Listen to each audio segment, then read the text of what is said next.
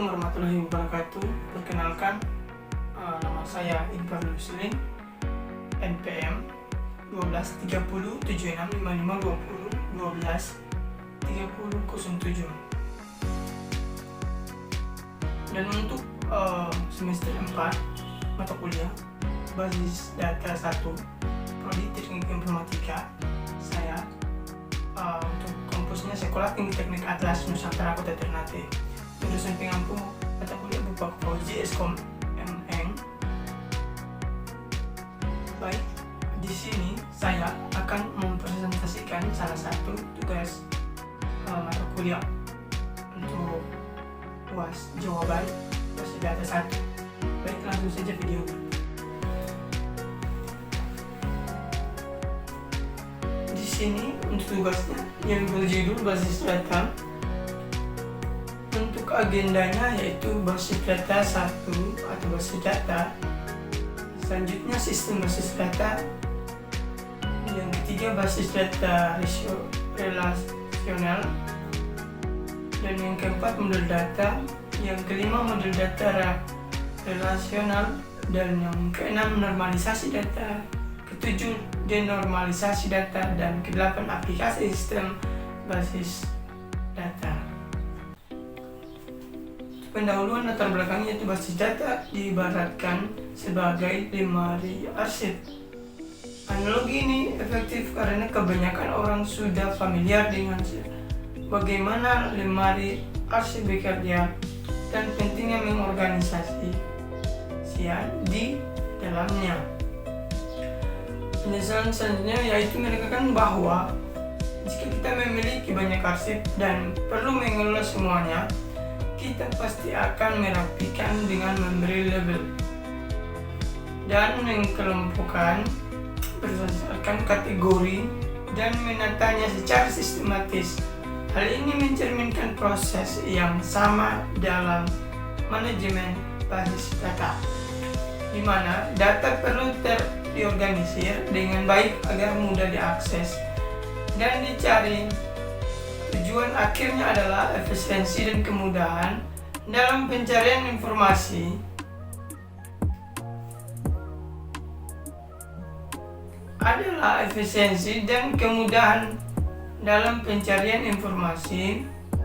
Dengan kata lain, pendahuluan ini secara efektif menghubungkan konsep basis data yang abstrak dengan pengalaman sehari-hari yang konkret. Selanjutnya, apa itu basis data? Definisi basis data yang lebih rinci dan menyeluruh membawa konsep tersebut ke dalam beberapa poin. Yang pertama, etimologi. Untuk etimologinya, asal-usul kata basis data, basis dan data, memberikan pemahaman dan tentang makna literalnya, yaitu basis sebagai tempat penyimpanan dan data sebagai informasi yang disimpan. Yang kedua, representasi dunia nyata. Basis data mempresentasikan fakta-fakta dari dunia nyata, mencangkup berbagai objek seperti barang, peristiwa, dan lain sebagainya. Ini menekankan bahwa basis data bukanlah entitas abstrak, melainkan representasi terstruktur dari informasi yang relevan dengan realitas. Yang ketiga, format data. Sebagai format data yang dapat disimpan dalam basis data, dijelaskan termasuk angka, huruf, simbol, teks, dan gambar. Ini memperluas cakupan informasi yang dapat dikelola oleh basis data. Yang keempat, media penyimpanan. Untuk penjelasan tentang media penyimpanan berbasis disk, hard disk, flash disk, dan memberikan konteks teknis tentang bagaimana data disimpan secara fisik. Yang kelima, tujuan utamanya yaitu poin ini menekankan perbedaan utama antara basis data dan sekedar penyimpanan data. Tujuan basis data adalah pengaturan, pemilihan, pengelompokan, dan pengorganisasian data yang baik. Ini menonjolkan fungsi utama basis data sebagai sistem manajemen data yang terstruktur, fungsi efisien dan mudah diakses. Next, diagram arsip dalam kurung representasi visual sistem pengarsipan. Diagram ini berfungsi sebagai ilustrasi visual dan analogi lemari arsip. Gambar lemari arsip dengan beberapa laci mewakili penyimpanan data utama. Folder-folder yang terhubung dengan garis lemari arsip melambangkan kategori data yang terorganisir. Misalnya, pegawai, pelanggan, perjalanan, pembelian. Penggunaan garis menunjukkan hubungan antara penyimpanan utama dan data berkategori. Diagram ini bukan hanya sekedar gambar tetapi representasi visual dari sistem pengarsipan yang terstruktur dan efisien. Dengan kata lain, diagram ini memberikan gambaran yang jelas tentang bagaimana data organisir secara hierarkis dan logis. Selanjutnya, diagram basis data. Bagian ini menampilkan representasi visual basis data sebagai silinder dan menjadi beberapa lapisan, melambangkan tabel-tabel data. Yang pertama, tampilan ini menunjukkan struktur basis data yang terorganisir dan terstruktur. Folder-folder yang terhubung mewakili berbagai kategori data yang tersimpan dalam basis data. Misalnya, pegawai, pelanggan, perjalanan, pemilihan menunjukkan bagaimana data dikelompokkan secara logis. Diagram dan operasi basis data. Bagian ini menjelaskan operasi dasar yang dapat dilakukan pada basis data. Operasi ini disederhanakan dengan menggunakan akronim CRUD dalam kurung create, update, delete. Create membuat data baru dan basis data. Read membaca atau mencari data yang sudah ada. Update mengubah data yang sudah ada. Delete menghapus data. Penjelasan ini menekankan fleksibilitas dan kemampuan basis data untuk dikelola dan dimodifikasi sesuai kebutuhan. Pernyataan di atas dalam basis data disebut atau juga dihapus atau juga diubah menekankan sifat dinamis basis data. Perbedaan jenis file data, misalnya file pegawai, pelanggan, penjual, menunjukkan bahwa basis data dapat menangani berbagai jenis data. Selanjutnya, tujuan basis data. Bagian ini menjelaskan tujuan utama untuk penggunaan basis data yang dapat diringkas sebagai berikut. Yang pertama, speed atau kecepatan dalam mengakses data. Yang kedua, speed, efisiensi dalam penggunaan ruangan penyimpanan. Yang ketiga,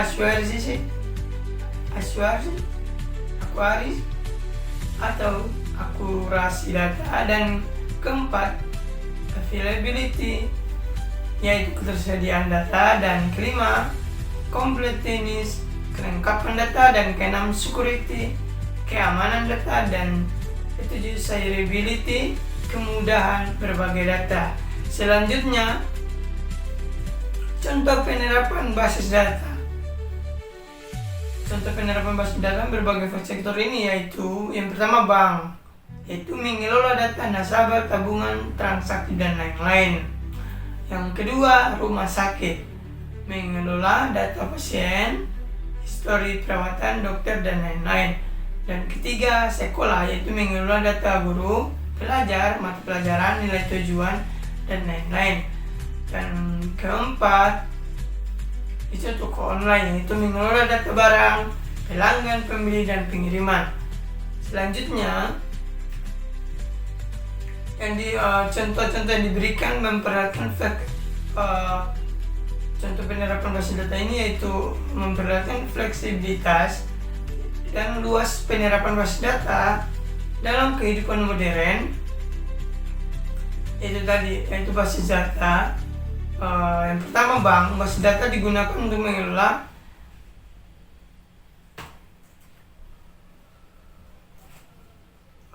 bank, rumah sakit, sekolah, dan toko online. Dan untuk sistem basis data terdiri dari 4. Yang pertama, basis data atau database. Yang kedua, pengelola basis data. Yang ketiga, DBMS atau program atau aplikasi. Dan kelima, sistem basis data. Yang keempat, sistem basis data. Untuk penjelasan yang pertama, basis data atau database, yaitu tempat penyimpanan data. Yang kedua, pengelola basis data, yaitu database, manajemen sistem. Dan yang ketiga, DBMS atau program tadi, aplikasi yang dalam kurungnya software perangkat lunak yang digunakan untuk mengelola basis data. Dan yang keempat, sistem basis data gabungan basis data dan DBMS. Selanjutnya, diagram ini memberikan diagram sistem basis data. Diagram ini memberikan representasi visual dari sistem basis data. Gambar menunjukkan 2 basis data. Itu dalam kurung kemungkinan 2 server basis data yang terhubung ke sebuah komputer mewakili DBMS. Ini menggambarkan bagaimana DBMS mengelola, mengakses data yang disimpan dalam basis data. Diagram ini memperjelas interaksi antara komponen-komponen dalam sistem basis data. Untuk diagram sistem basis data, gambar pertamanya menampilkan diagram sederhana sistem basis data. Terlihat komputer desktop dengan 2 database basis data yang terhubung. Gambar ini menggambarkan interaksi antara aplikasi dalam kurung diwakili oleh komputer dengan basis data. Komponen sistem untuk selanjutnya yaitu komponen sistem basis data. Komponen-komponen penting dalam sebuah sistem basis data, yang pertama yaitu hardware, yang kedua sistem basis operasi, yang ketiga aplikasi basis data, yang keempat user, dan kelima aplikasi lain. Untuk penjelasan hardware, yang pertama itu dimana perangkat keras seperti komputer, laptop, dan server. Dan kedua, untuk sistem operasi, yaitu sistem operasi menjalankan sistem basis data. Contohnya Windows, Mac OS, dan Linux. Dan ketiga, aplikasi basis data, yaitu perangkat lunak yang digunakan untuk mengelola basis data seperti MySQL, PostgreSQL, dan SQL Server. Dan keempat, user, pengguna sistem basis data termasuk programmer, administrator basis data, dan pengguna akhir. Dan kelima, aplikasi lain, aplikasi yang menggunakan data seperti aplikasi web dan desktop. Selanjutnya, peran bahasa basis data. Yang pertama, untuk basis data bertindak sebagai perantara antara basis data dan pengguna, baik individu maupun aplikasi. Selanjutnya, bahasa basis data yang digunakan bergantung pada sistem basis data yang dipilih. Selanjutnya, secara umum terdapat 2 jenis perintah dalam bahasa basis data. Yang pertama DDL, yang kedua DML. Untuk penjelasan DDL, yaitu Data Definition Language, digunakan untuk mendefinisikan struktur basis data. Dan untuk DML, Data Manipulation Language, digunakan untuk memanipulasi data setelah struktur basis data dalam kurung yang mendefinisikan oleh DDL, Data Definition Language, telah dibuat.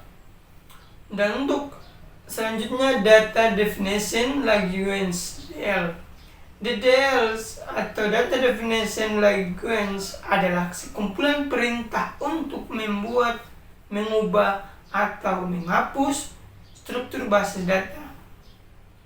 Untuk DDL juga meliputi definisi skema, dalam kursus skema, database seperti mendefinisikan tipe data dan kendala untuk setiap kolom dan tabel. Selanjutnya, untuk Data Manipulation Language atau DML. DML adalah sekumpulan perintah untuk memanipulasi data yang sudah ada dalam database. Contoh perintah DML termasuk insert, dalam kurung menambahkan data baru, update untuk mengubah data yang ada, delete untuk menghapus data, dan select untuk mengambil data. Selanjutnya, model data. Definisi model data adalah representasi konseptual dari data, hubungan antara data dan batasan-batasan data. Metode pembuatan. Terdapat berbagai cara untuk membuat model data.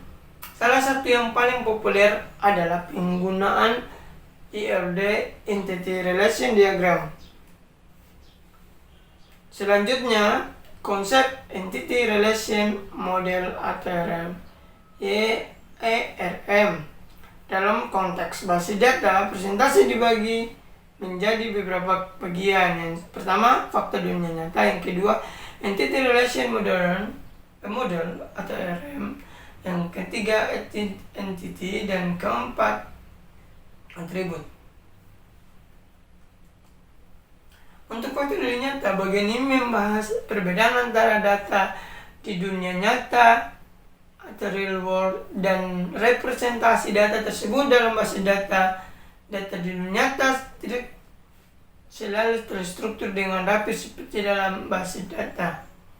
Selanjutnya, yang kedua, Entity Relationship Model ERM.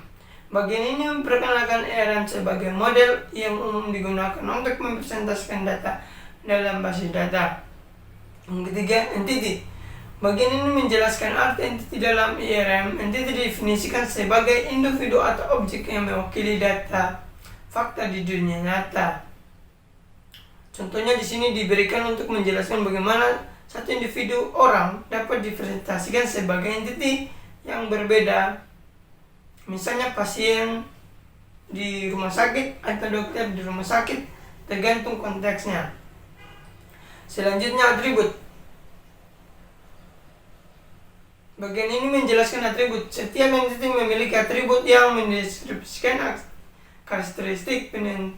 Penentuan atribut biasanya didasarkan pada fakta yang ada dan dibutuhkan dalam ruang lingkup yang sedang dibahas. Contohnya, atribut yang diberikan meliputi nomor pasien dan nama pasien.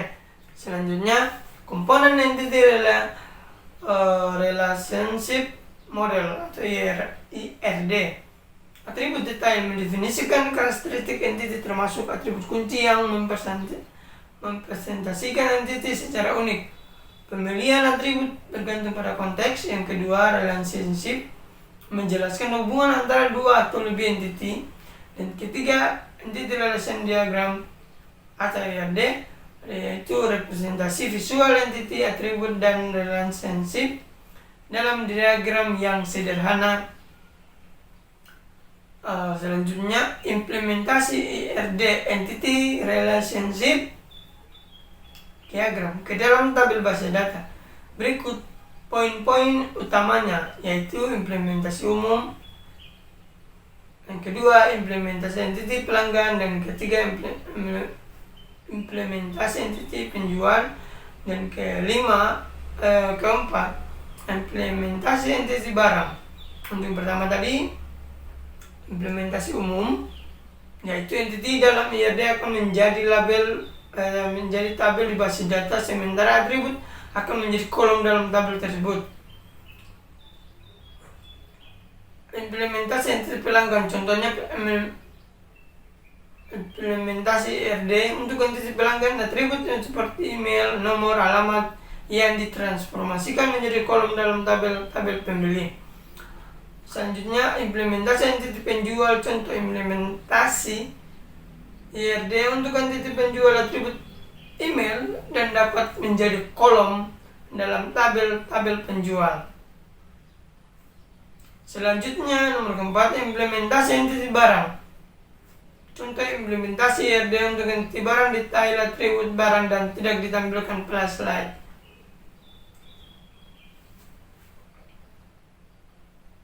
Berikutnya, langkah-langkah awal dalam membuat IRD atau Entity Relationship Diagram untuk toko online. Pertama, menentukan entity. Kedua, diagram entity. Ketiga, menentukan atribut key. Yang keempat, diagram atribut key.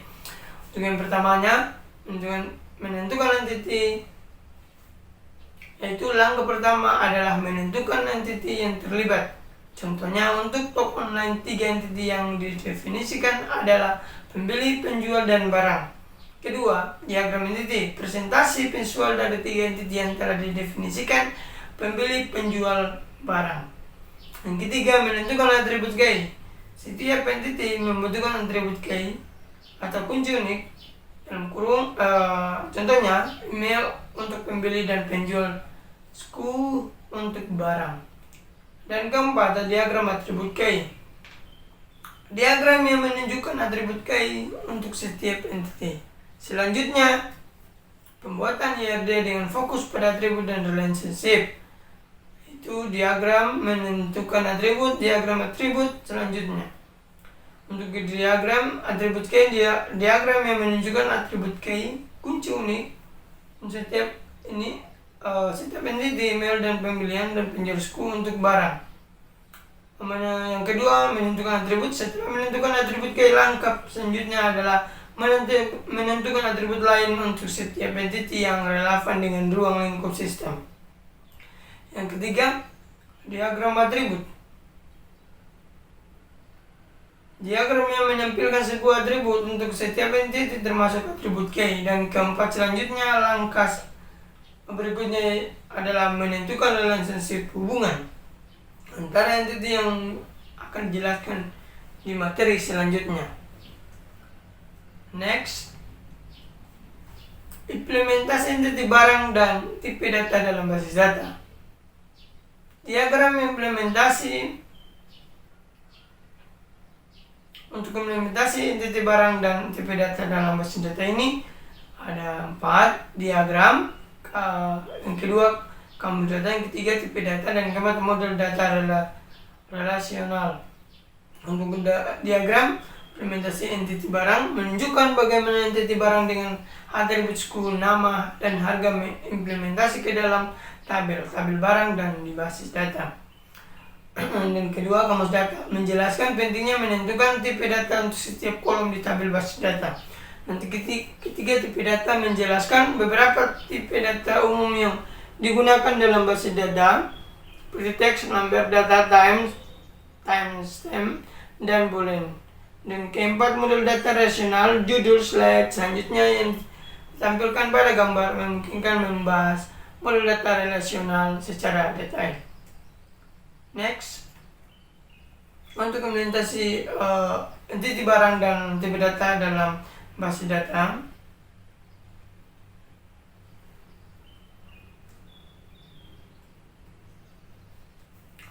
Dan selanjutnya untuk entitas barang dan memiliki 3 atribut, yaitu pertama SKU, dan kedua nama, dan ketiga harga. Untuk SKU yaitu stock keeping unik, kode unik untuk mengidentifikasi setiap produk, dan kedua nama barang, dan ketiga harga barang. Beberapa tipe data yang umum digunakan yaitu teks, number, data, time, dan boolean. Untuk teks untuk data karakter misalnya nama, alamat, dan number untuk data numerik misalnya harga stok. Dan ketiga timestamp untuk data tanggal, waktu, atau kombinasi keduanya. Dan keempat, boolean untuk data biner dalam kurung benar, salah, true, false.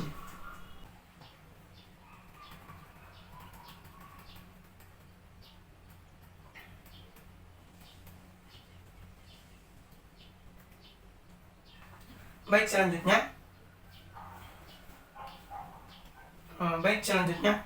3 jenis kardinalitas dalam relasi basis data, yaitu one to one, one to many, dan many to one.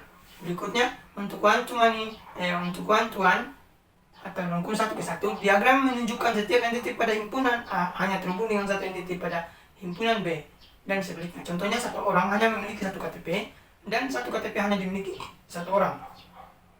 Yang kedua, one to many, 1 ke banyak. Diagram menunjukkan satu entiti pada himpunan A dapat terhubung dengan banyak entiti pada himpunan B, tetapi setiap entiti pada himpunan B hanya terhubung dengan satu entiti pada himpunan A. Contoh, satu penulis dapat menulis banyak buku, tetapi satu buku hanya ditulis oleh satu.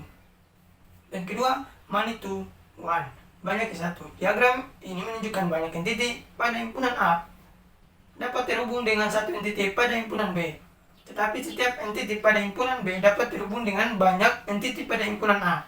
Ini merupakan kebalikan dari one to many. Contoh, banyak mahasiswa dapat terdaftar dalam satu kelas, tetapi satu mahasiswa hanya dapat terdaftar di satu kelas tertentu pada waktu yang sama, walaupun mahasiswa tersebut mengikuti kelas lain di waktu yang berbeda. Selanjutnya, jenis-jenis kardinalitas dalam relasi basis data. Kali ini fokus pada many to one dan many to many. Berikut penjelasannya. Untuk many to one, banyak ke satu, diagram menunjukkan banyak entiti di himpunan A dapat berhubung dengan satu entiti di himpunan B. Dan kedua, many to many, banyak ke banyak, diagram menunjukkan banyak entiti di himpunan A dapat berhubungan dengan banyak entiti di himpunan B, dan sebaliknya. Berikut langkah-langkah selanjutnya dalam membuat entity relationship diagram IRD. Berikut penjelasannya, yaitu pertama, diagram kedua, tahapan pembuatan IRD lanjutan, ketiga, contoh kasus, keempat, menentukan relationship. Untuk yang ke satu, diagram money to money. Diagram ini secara visual menggambarkan relasi money to money. Yang kedua, tahapan membuat IRD lanjutan. Bagian ini menandai transisi ke langkah-langkah selanjutnya dalam proses pembuatan IRD. Dan ketiga, contoh kasus toko online lanjutan. Kasus toko online digunakan sebagai contoh untuk mengilustrasikan tahapan selanjutnya. Dan keempat, menentukan relationship. Setelah entiti dan atribut ditentukan, langkah-langkah selanjutnya menentukan relationship antara entiti. Dan kedua, menentukan relationship harus sesuai dengan ruang lingkup yang sedang dibangun. Ketiga, bangun kasus toko online. Contoh relationship yang dibuat adalah relasi dan pembeli ke barang. Relasi pembeli dan relasi yang dan penjual ke barang, itu relasi menjual.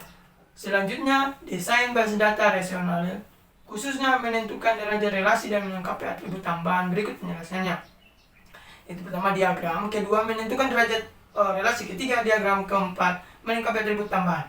Untuk diagram atribut, yaitu atribut friend key. Diagram ini merupakan penggambaran visual dari entiti pembeli, penjual, dan barang beserta atribut dan friend key yang telah ditambahkan. Yang kedua, menentukan derajat relasi. Setelah friend key ditentukan, langkah selanjutnya adalah menentukan derajat relasi untuk relationship yang telah dibuat.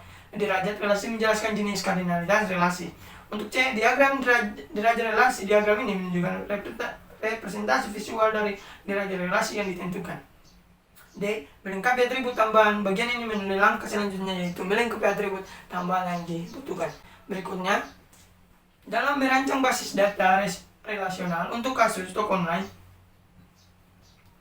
yaitu menambahkan atribut tambahan dan relasi one to one. Berikut penjelasan detailnya. Yang pertama, melengkapi atribut tambahan. Setelah menentukan entiti, atribut, relationship, dan derajat relasi, langkah selanjutnya adalah menambahkan atribut tambahan.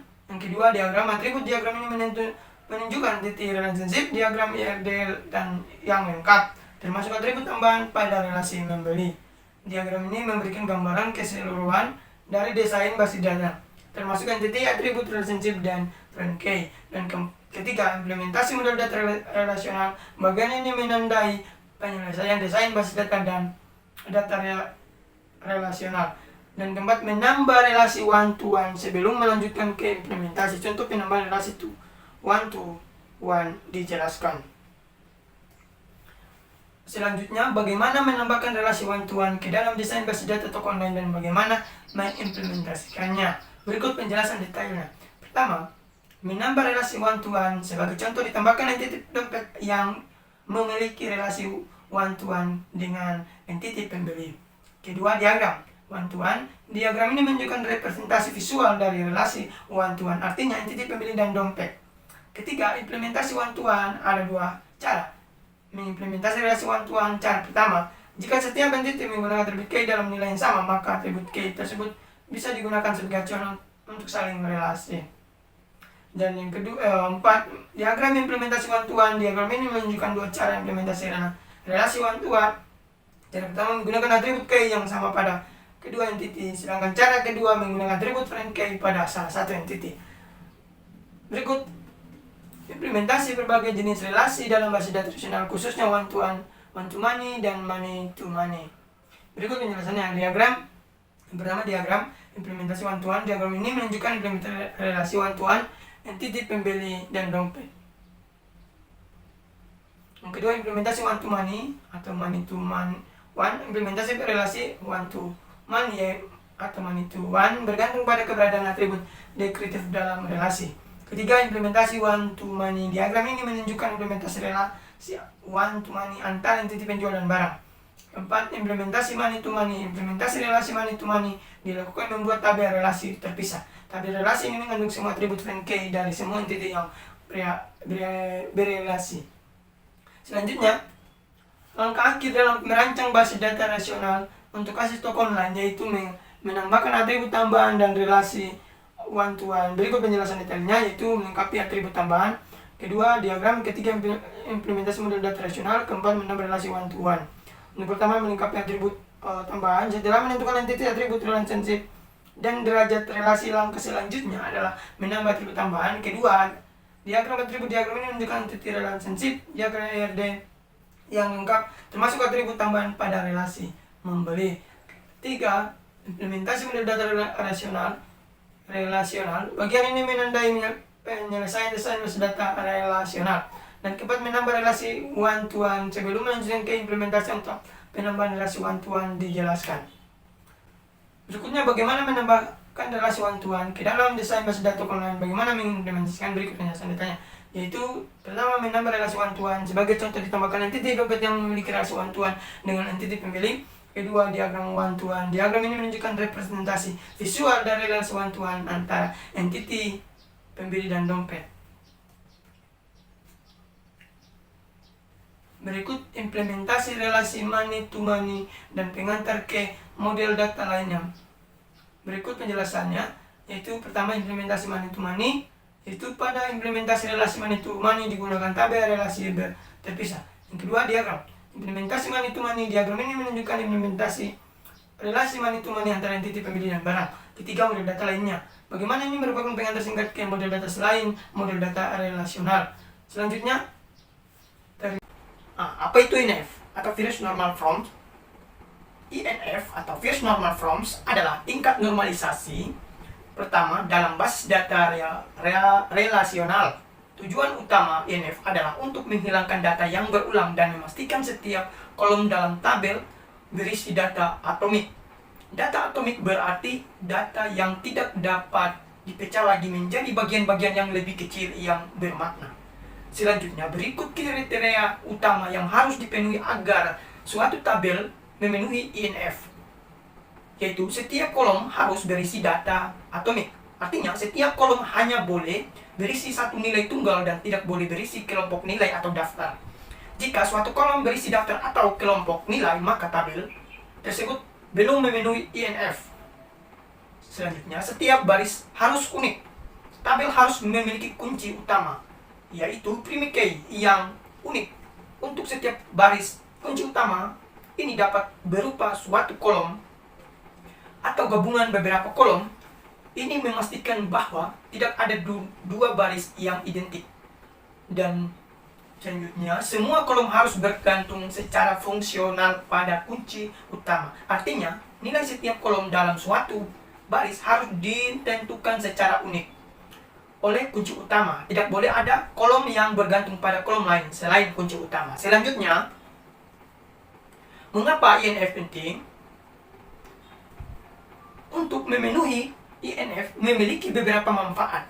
penting dalam desain basis data. Yang pertama, mengurangi redundansi data. Yang kedua, meningkatkan integritas data. Dan yang ketiga, memudahkan permintaan data atau query. Dan keempat, memudahkan pemeliharaan data. Yang pertama, mengurangi redundansi data dengan memastikan data atomik dan kebergantungan fungsional pada kunci utama. INF mengurangi pengulangan data yang tidak perlu dalam tabel. Ini menghemat ruang penyimpanan dan memudahkan pembaruan data. Yang kedua, meningkatkan integritas data. Redundansi data seringkali menyebabkan inkonsistensi data. INF membantu mencegah inkonsistensi ini dengan memastikan bahwa setiap atribut hanya memiliki satu nilai untuk setiap baris. Yang ketiga, memudahkan permintaan data atau query tadi. Tabel yang ternormalisasi dengan baik lebih mudah untuk di-query karena struktur datanya lebih sederhana dan terorganisir. Memudahkan pemeliharaan data, memperbarui, penghapus, atau menambahkan data menjadi lebih mudah dan lebih efisien karena mengurangi kemungkinan kesalahan yang disebutkan oleh redundansi data. Selanjutnya, contoh dan cara mencapai 1NF. Mari kita tinjau contoh yang lebih kompleks. Yang pertama itu tabel awal tidak memenuhi INF. Di sini ada terdapat tabel pesanan. Yaitu di sini ada ID, ada pelanggan, nama pelanggan, ada item, ada kualitas, harga satuan, dan total harga.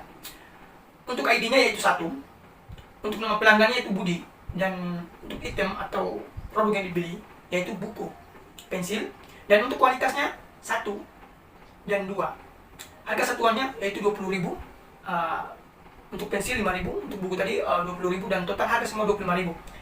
Dan untuk yang kedua yaitu pelanggan Ani atau ID-nya 2 dan pelanggannya namanya Ani dan item, penghapus dan pulpen, dan kualitasnya 3,1. Harganya yaitu untuk penghapus 22.000 dan pulpen 10.000, total harganya 16.000. Inilah tabel yang di atas tidak memenuhi 1NF karena beberapa alasan. Alasannya itu pertama, kolom item dan kolom kuantitas dan harga satuan, dan ketiga yaitu kolom total harga. Untuk kolom itemnya itu mengandung daftar item, melanggar aturan atomik. Dan yang kedua, kolom kualitas dan harga satuan yaitu mengandung beberapa nilai melanggar aturan atomik. Dan yang ketiga, kolom total harga meskipun terlihat atomik, sebenarnya merupakan nilai yang dihitung dari kualitas dan harga satuan dan bukan atribut dasar. Dan selanjutnya, setelah itu setelah dinormalisasi ke 1NF. Untuk mencapai 1NF, kita perlu memecah tabel menjadi beberapa tabel. Yang pertama itu di sini ada tabel pelanggan, dan untuk ID tabel pelanggan, nama, ID pesanan, dan ID pelanggan, dan tabel item pesanan. Untuk ID pelanggan yaitu 1, untuk nama pembelinya itu Budi, dan untuk ID kedua untuk ID pesanan yaitu 1, untuk ID pesanan kedua itu 2, dan ID pelanggan, dan untuk ID pesanannya 1, dan untuk itemnya buku dan kualitasnya 1 dan harga satuan 20.000. Di sini tertera tabel normalisasi yang setelah dinormalisasi yang benar. Sekarang semua tabel ini memenuhi setiap kolom berisi nilai atomik tunggal, setiap baris unik, dan semua atribut bergantung secara fungsional pada kunci total. Harga dapat dihitung dengan query atau SQL yang melibatkan tabel item pesanan. Selanjutnya, contoh tabel selanjutnya yaitu kesimpulan. INF adalah langkah awal yang krusial dalam normalisasi basis data. Dengan mengikuti aturan 1NF, kita membangun fondasi yang kuat untuk basis data yang efisien, akurat, dan mudah dipelihara. Ingatlah bahwa 1NF seringkali hanya merupakan angka pertama, normalisasi seringkali hanya merupakan angka pertama. Lebih lanjutnya, 2NF, 3NF, dan seterusnya mungkin diperlukan untuk mengatasi masalah seperti dependensi transitif dan anomali pembaruan. Baiklah, itulah presentasi dari saya. Apabila ada kesalahan dalam presentasi kali ini, saya mohon maaf. Wabillahi taufiq wal hidayah. Wassalamualaikum warahmatullahi wabarakatuh.